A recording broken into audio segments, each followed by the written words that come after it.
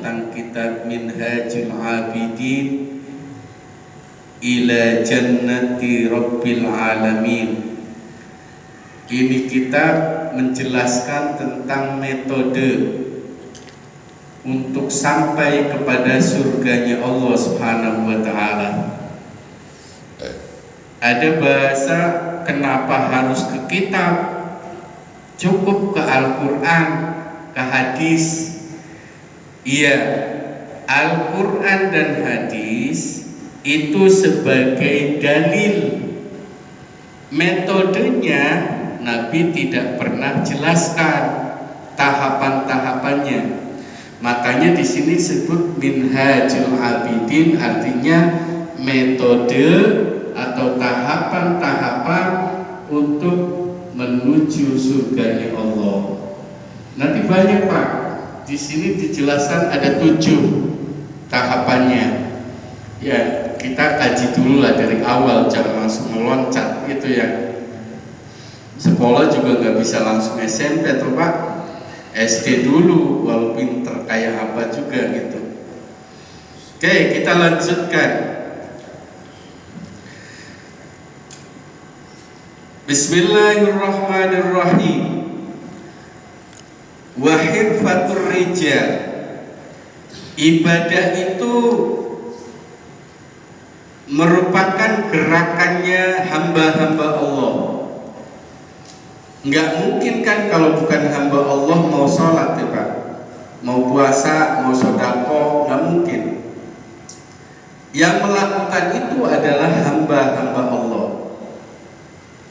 Wakhtiyaru ulil absar, usahanya orang-orang yang punya mata hati. Mata hati Pak, kayak misalnya gini, saya kasih analogi gini, ada orang kena musibah di jalan, keserempet mobil atau motor, terus nggak ada yang nolongin. Nah, kita melihat itu kira-kira gimana? Iba nggak? Nah, iba itulah yang disebut dengan mata hati. Artinya dia melihat bukan karena secara zahir, atau kita melihat maling apa maling dikebukin, kita melihat itu kasihan nggak? Ya jangan melihat kejahatannya, kita melihat orang dikebukinya itu, kira-kira kasihan nggak? Nah, kasihan itulah mata batin, mata hati namanya. Nah, tidak semua orang punya seperti ini. Hanya orang-orang tertentu yang Allah berikan. Maka alhamdulillah kita dikasih untuk melakukan ibadah, termasuk orang-orang yang diberikan mata hati. Wa hiya sabilus sa'adah. Ibadah itu termasuk jalan menuju kebahagiaan. Kalau ada orang nggak pernah ibadah tapi bahagia, ada nggak Pak? Ada. Tapi ternyata bahagia itu letaknya bukan di materi Pak. Letaknya di mana? Letaknya di ketenangan hati. Ketenangan hati akan didapat ketika orang itu mau ibadah. Wa minhajul jannah, dan cara atau jalan untuk ke surga itu ibadah Pak. Nggak mungkin orang masuk surga itu nggak ibadah, itu nggak mungkin. Kalau ada misalnya, oh ada pelacur bisa masuk surga, ada apa nilai ibadahnya? Apa nilai ibadahnya? Menolong orang lain termasuk ibadah. Menolong makhluk Allah yang lain termasuk ibadah. Jadi konotasi ibadah jangan sama sholat aja Pak. Ini global. Ya sholat, ya puasa, ya haji, ya umroh, ya infak, ya sodako, itu ibadah.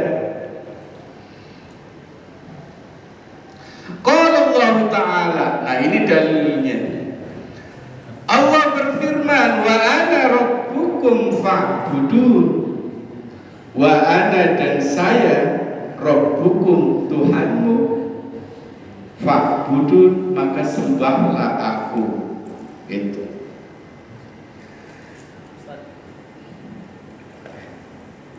Jadi wa ana rabbukum fa'budun, dan aku adalah Tuhanmu.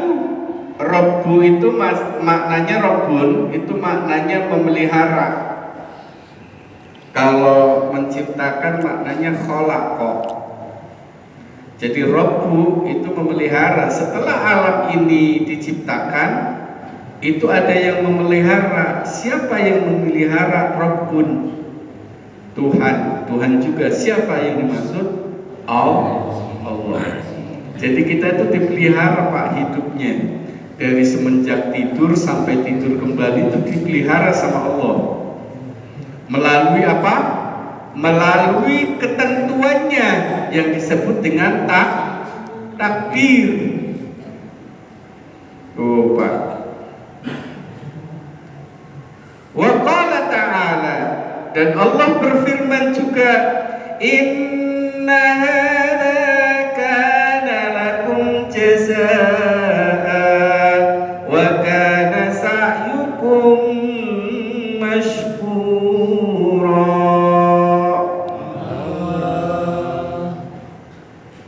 Ini ayat Al-Quran. Inna hadza, sesungguhnya ini, yang dimaksud ini itu adalah surga. Sesungguhnya surga, kata Al-Quran, kana lakum jazaa, untuk kalian sebagai ganjaran pahala. Jadi kita melakukan ibadah akan dikasih pahala sama Allah, yaitu berupa surga.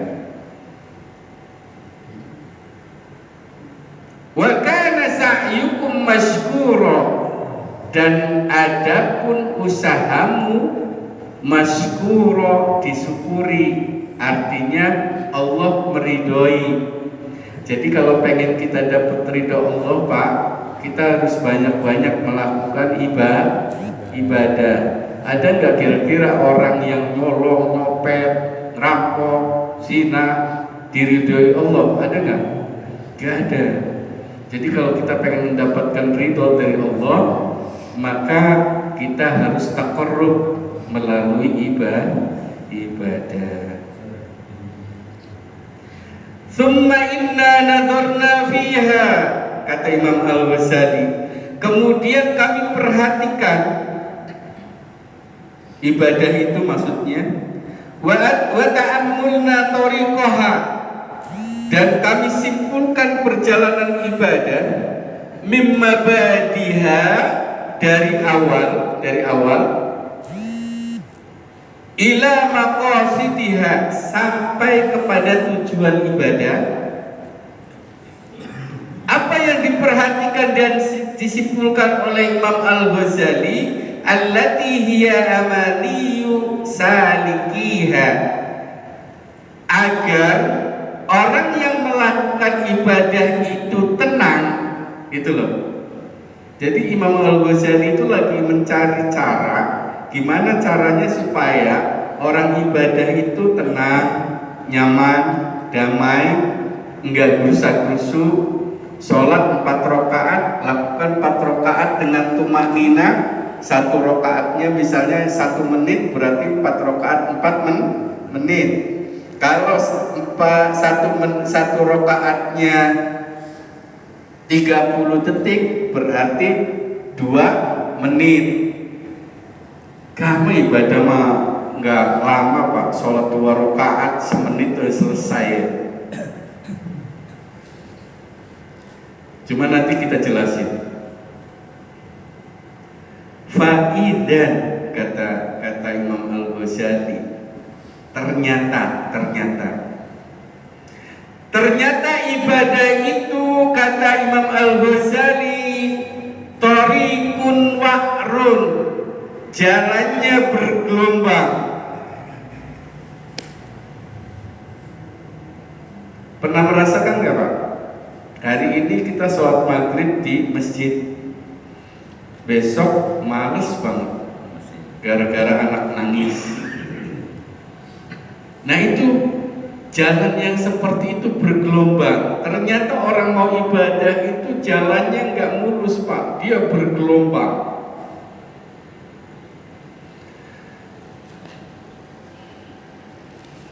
Sabilu sa'bun, dan jalannya sangat sulit, medannya itu sulit Pak.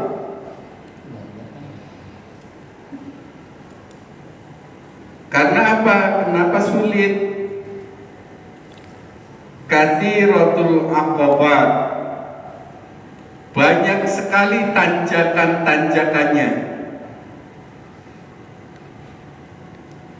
Ini Imam Ghazali ya yang ngomong ya. Syadidatul masyaqqat, sangat berat.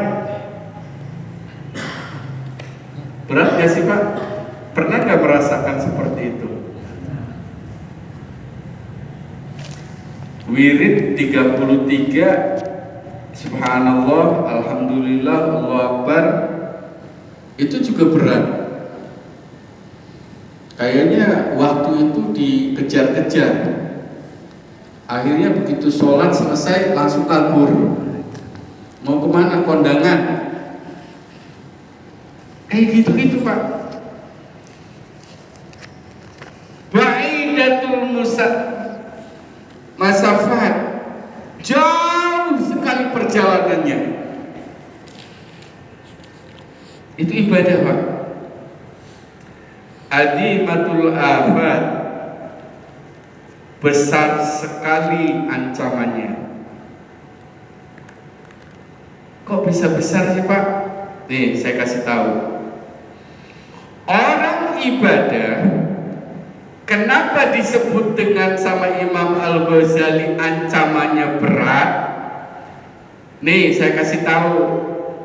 Kita lagi sholat, harusnya kan kita harus konsentrasi, bukan hanya ruku sujud, tetapi hatinya juga konsentrasi. Kemana? Ke yang kita sembah. Siapa? Oh, udah kita mah fair-fairan aja. Kalau lagi sholat apa yang diinget dah? Utang. Ayo. Utang, gajian, anak. Loh, sholat kita kemana Pak? Katanya sholat, siapa yang disembah? Allah.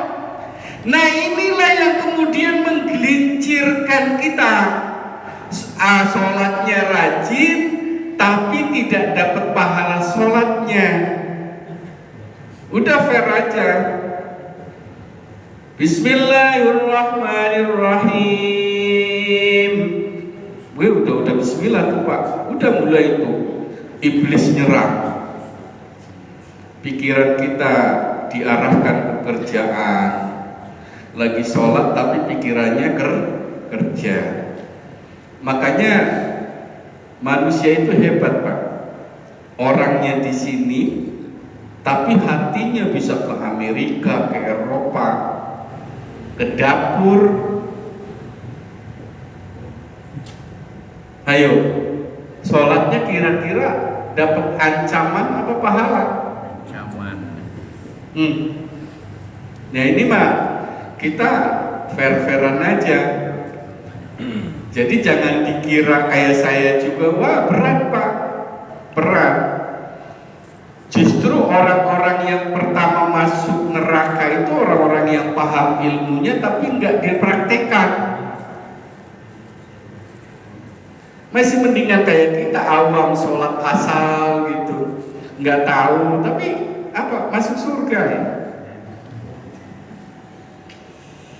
Jadi yang perlu direfleksikan sekarang adalah Ini ancaman yang beratnya ini loh Pak. Lagi sholat, Pak, saya mau tanya, kalau orang lagi puasa itu masuk ibadah nggak? Ibadah. Oke. Kalau dia ibadah, berarti orang yang lagi puasa dari semenjak niat, jam berapa niat Pak? Niat kita habis tarawih. Bagusnya niat itu setelah sahur Pak, dimulai itu niat. Nah dari semenjak itu kita niat sampai berbuka puasa itu harus ingat Allah Pak. Bisa nggak? Boro-boro bisa. Mau sholat 2 menit, 3 menit aja kagak bisa. Lah, pernah nggak kita merasakan itu Pak? Kita sholat tapi yang disembah kok mall, gitu loh. Kita lagi sholat tapi yang diingat kok utang, gitu loh. Berarti kan salah di sini Pak. Ada yang salah. Makanya melalui momentum ini saya kasih tip sedikit lah, mudah-mudahan ada manfaatnya.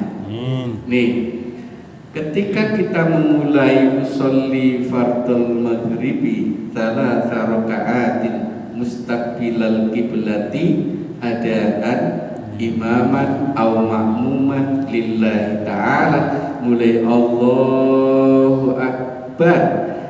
Allahu Akbar masukin ke hati, tancepin ke hati, mulai itu konsentrasi. Hati itu nggak boleh goyang sedikit pun, harus terus sebut nama Allah, Allah, Allah, Allah, Allah, terus jangan sampai lepas tuh Pak.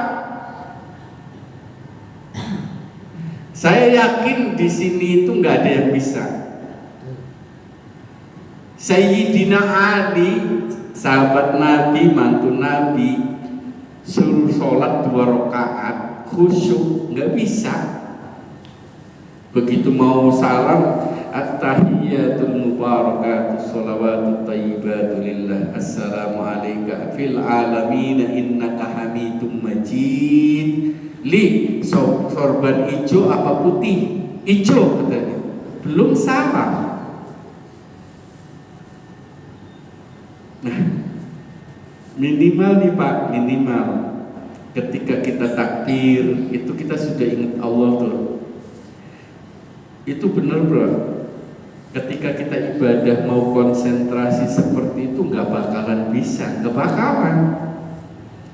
Lalu bagaimana? Ya diusahakan. Yang penting ada usaha untuk kita konsen siapa yang disembah. Maka disebut dalam hati Pak. Untuk melihat Allah kita nggak bisa, untuk merasakan Allah kita nggak bisa. Maka cukup sebut nama Allah ketika sholat di dalam hati. Jangan Allahu Akbar, Allah, ya nggak bisa, batal loh Pak. Maksudnya gini, Allahu Akbar, Allahu Akbar kabira, terus sampai selesai Bismillahirrahmanirrahim, terus mulutnya membaca, hatinya menyebut nama Allah, Allah, Allah, Allah. Itu tips saya nih, saya kasih tahu. Dan itu berat Pak, berat banget. Makanya disebutkan wa innaha lakabiratun illa 'alal khashiin. Sesungguhnya sholat berat terkecuali buat orang-orang yang khusyuk. Jadi jangan dikira gampang sholat itu Pak, ternyata berat. Kelihatannya doang ringan, makanya kata Nabi nanti akhir zaman umatku banyak, tetapi seperti buih. Jadi cuma formalitas saja. Sholat ya formalitas, puasa ya formalitas. Puasa mah puasa Pak. Coba kita meningkat dikit lah puasa Pak. Sekarang saya kasih analogi gini ya Pak. Kita puasa, anak kita puasa. Bahkan anak kita yang umur 10 tahun belum balik itu juga puasa. Sama sahur. Yang ditunggu anak itu apa? Berbuka. Kita juga berbuka sama Pak. Sore-sore kita ngelayap pergi nyari bubur, nyari takjil. Loh, sama Pak, ternyata nggak ada bedanya. Sholat juga begitu, anak kita takbir ya begitu. Kita ya sholat sama seperti itu. Lalu bedanya di mana Pak? Kalau kita nggak ngaji, kalau kita nggak paham tentang itu semua, anak kita bacaannya ya sama dengan kita. Cuma kalau anak kita hatinya inget minta uang jajan, kitanya yang mikirin buat gimana caranya ngasih buat jajan. Itu doang. Artinya mah sama, nggak konsentrasi ibadah. Makanya yuk Pak, tingkatin kualitasnya gitu loh. Tingkatkan kualitasnya ibadah. Nanti kalau ini bisa, maka apa yang disebut dengan ketika orang itu dekat dengan Allah, la khaufun wala hum yahzanun. Dia tidak akan takut, dia tidak akan sedih.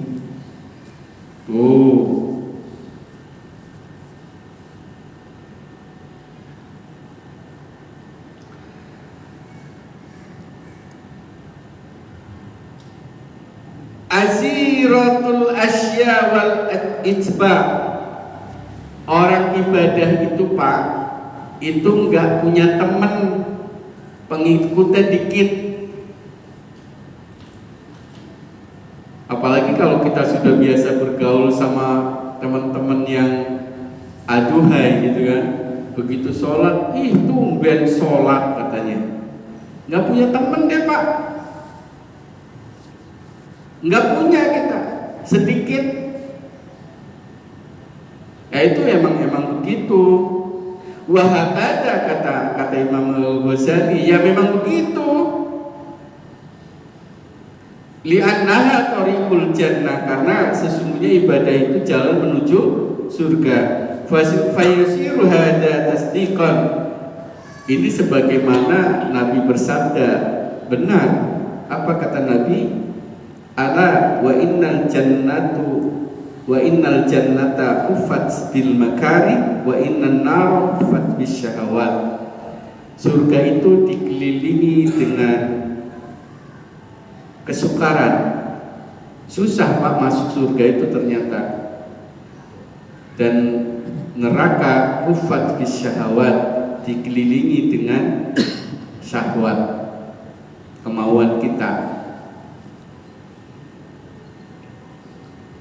Dan itu memang benar apa yang disebut Imam Ghazali, sebagaimana Nabi bersabda, kata Nabi begitu. Memang surga mah dikelilingi dengan kesusahan Pak. Orang mau masuk surga itu jalannya nanjak, terjal, bergelombang, medannya sulit, lika-liku. Beda sama neraka, jalannya lurus kayak tol, datar, nggak ada rintangan, nggak ada halangan, enak. Makanya kalau orang mau masuk neraka mah gampang Pak, ya, tinggal maling, ya, ngerampok, bini orang dizinai, itu ya. Tapi orang mau masuk surga sulit Pak, nggak punya temennya sedikit, ya karena mau ibadah, mana ada. Nih masyarakat banyak yang datang ke sini duduk ngaji cuma berapa orang kan gitu, nggak punya teman, nggak punya pengikut. Apalagi diajak untuk zikir misalnya, wah nggak ada dah. Paling yang datang cuma 2 orang. Iya. Jadi Ternyata untuk ke surga itu medannya sulit, Pak. Makanya Imam Al-Ghazali itu ngarang kitab ini supaya apa? Metode untuk ke surga itu gampang, bisa kita ikuti gitu loh. Kayak misalnya ibadah nih seperti ini. Wah, kenapa harus pakai kitab-kitab karangan? Mestinya kan ke Al-Quran saja. Mana ada, Pak? Orang untuk ke surga kalau kata Al-Quran mah cukup dengan berbuat baik, ibadah, tapi nggak dijelaskan secara detail, gitu loh. Bapak-bapak dan ibu-ibu sekalian yang berbahagia, kemudian apa kata Nabi? Dilanjutkan dengan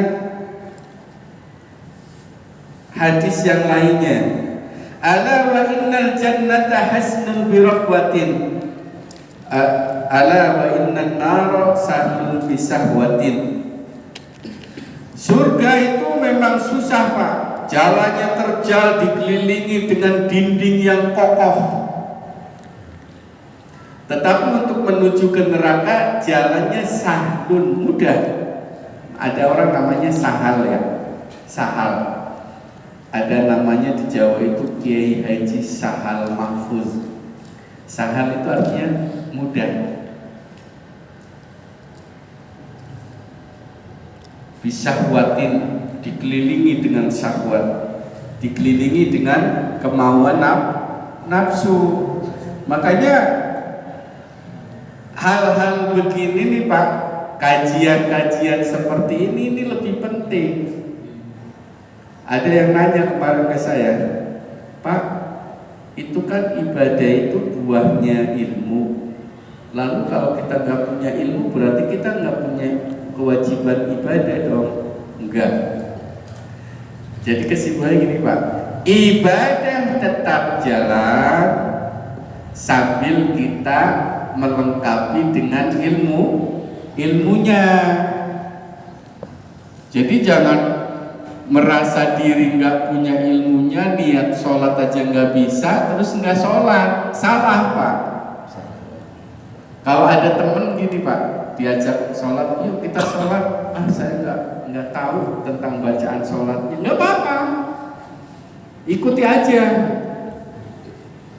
Sambil ya kita ibadah, jalani, juga kita cari tahu tentang apa sih yang ada di bacaan di dalam sholatnya, gitu loh, Pak.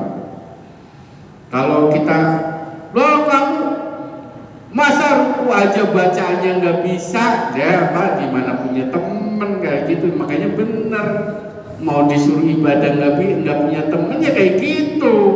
Orang mau sholat, begitu takbiratul ihram, baca doa iftitah nggak bisa, kita cengin, ya bacaan takbiratul ihram aja nggak bisa, ya akhirnya malah pergi, Pak.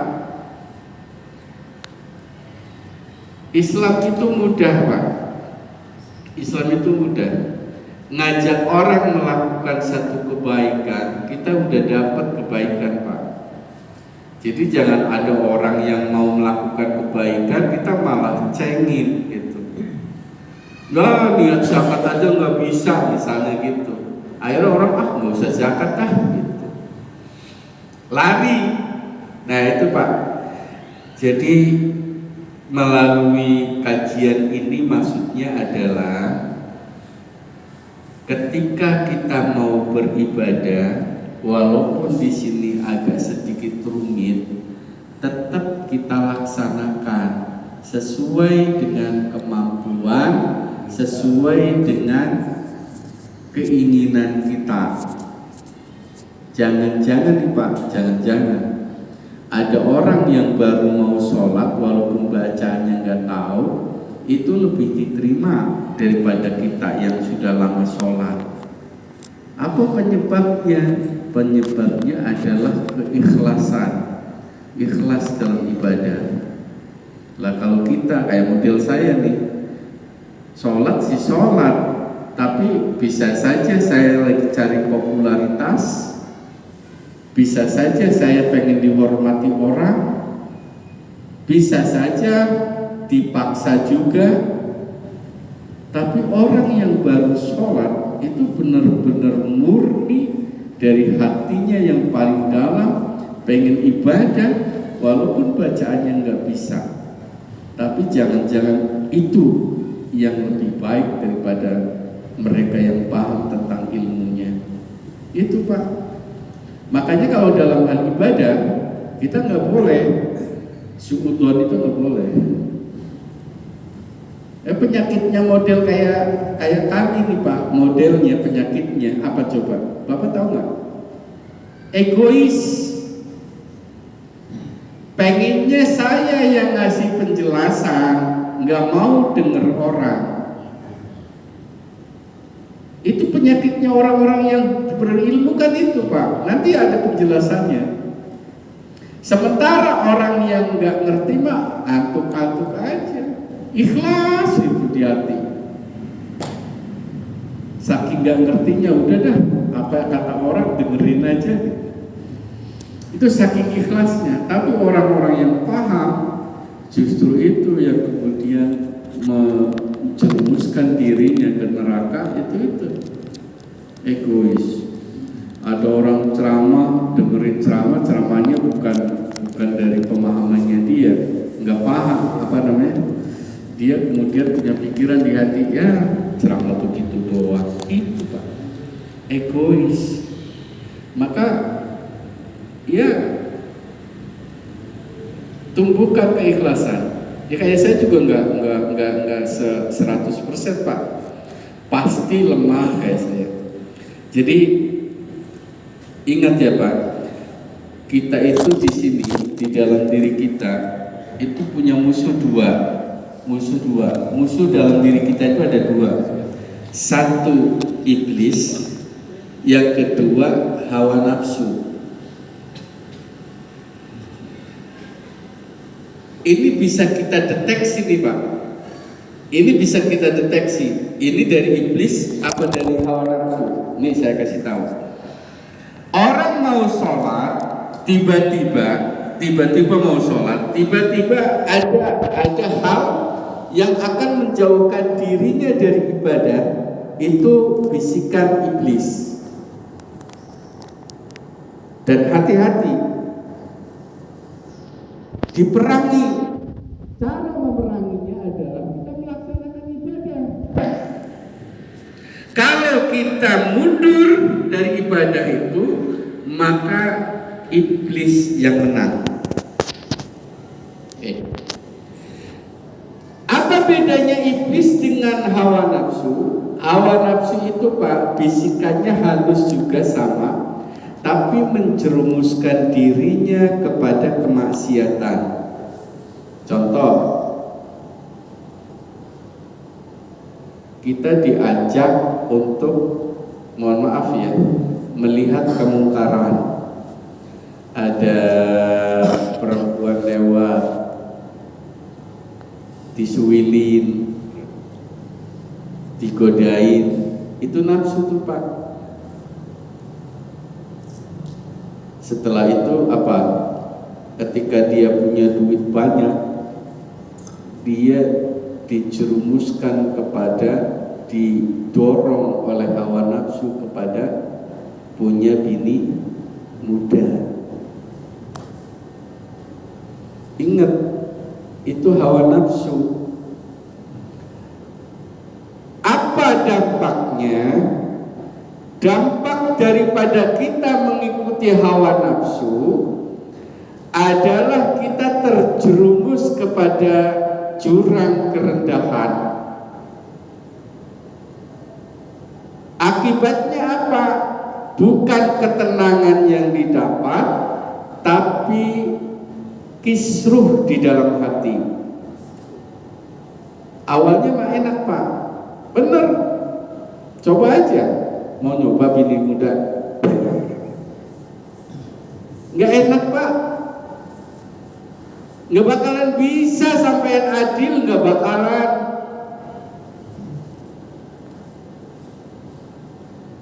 wah duitnya banyak, nggak bisa Pak. Ada contohnya banyak, saya nggak usah sebut. Nanti kalau nggak ceramah nih, nggak apa-apa, tanya ke saya, ya. Siapa contohnya? Nanti saya kasih gambaran. Jadi maksud saya gini Pak, hawa nafsu itu kalau kita ikuti justru akan merendahkan martabat kita Pak. Siapapun kita, kalau dia pejabat, pejabatannya akan dicopot. Kalau dia kemudian jadi pebisnis, dilalah bisnisnya jadi terguncang. Makanya jangan ikuti Pak, jangan diikuti. Bisikan iblis maupun bisikan hawa nafsu jangan diikuti, dijauhi, bila perlu diperangi. Kalau kita mampu memerangi itu, kita termasuk humul muflihun, orang-orang yang menang. Nah kalau kita ikuti nggak bakalan menang Pak, kalah terus, ibadah kalah, yang lain-lainnya kalah. Nah itu Pak. Bisa jam berapa? Bisa jam 7. Oh iya, jam 7. Oh iya, 10 menit. Alhamdulillah kita sudah sampai kepada maqasidihah, sampai akhir. Nanti, nah ini jangan saya mulu yang ngomong nih Pak. Gitu. Barangkali bapak-bapak punya sesuatu yang pengen dipertanyakan, silakan. Kalau saya bisa jawab, saya jawab. Kalau nggak bisa jawab, saya akan tanya lagi ke guru saya. Itu ya. Jadi jangan asal jawab gitu. Mangga, kalau bahasa orang Sunda mangga, kalau orang Jawa kesono monggo. Kalau bahasa orang Jawa Barat dengan Jawa Tengah itu bedanya di konsonan A ya Pak ya. Kalau mangga apa Pak? Di Jawa kesono. Monggo. Kalau Supriyatna, kalau di Jawa Barat kontal, ya itu. Monggo. Assalamualaikum warahmatullahi wabarakatuh. Kita sedang membahas tentang cara menuju ke surga ya. Kalau kita beribadah tadi dibahas dalam bentuk sholat, kan tujuannya pasti tadi menuju surga ya, sholat kita. Lantas bagaimana kalau kita ibadah khususnya sholat, tapi mengharapkan yang bernilai duniawi gitu. Jadi misalnya, aduh anak pengen sholat tahajud biar anak lulus pesantren, biar lulus ujian. Karena itu fenomena itu kan banyak di kita ya Pak. Jadi kita pengen ibadah, tapi tujuannya bukan surga, tapi tujuannya pengen biar anak lulus, atau biar dapat rezeki, atau biar apa ya. Bagaimana Pak nilainya Ustaz? Syukur. Iya. Jadi gini nih Pak, ini saya luruskan paradigmanya ya. Paradigma itu cara pandang. Tadi ibadah itu yang bagus itu lillah, sudah lillah saja. Tapi ada orang kemudian sholat, entah hajat, entah apalah ya, tujuannya supaya anaknya lulus sekolah, atau utangnya yang banyak bisa lunas. Yang utang siapa? Allah suruh melunasin. Nih, hal-hal demikian itu masih bersifat rendah. Makanya tadi saya bilang tingkatin dikit. Ya sholat lillah, puasa lillah. Ada orang puasa Senin Kemis supaya nemnya bagus. Dulu waktu saya sekolah begitu Pak. Apakah boleh? Ya silahkan saja. Itu tingkatannya. Itu Pak. Kalau kita pengen tingkat yang lebih tinggi, entah sholat, entah puasa, entah sholat hajat sekalipun, tetap lillah. Mau digaji, mau enggak, terserah Allah. Udah, itu aja. Tapi jaminan Al-Quran tadi, inna hada, sesungguhnya ini surga, jazaan, balasan buat kamu. Inna hada lakum jazaan, sesungguhnya surga ini, kata Allah, balasan untukmu. Jadi sholat puasa udah pas sholat aja, puasa aja, nggak usah ngarepin itu, nggak usah ngarepin surga, nggak usah. Pasti Allah balas, tapi dengan catatan tadi ibadahnya diperbaiki. Bila perlu naik tadi, kata Mas Teguh. Bolehkah? Boleh Pak, boleh.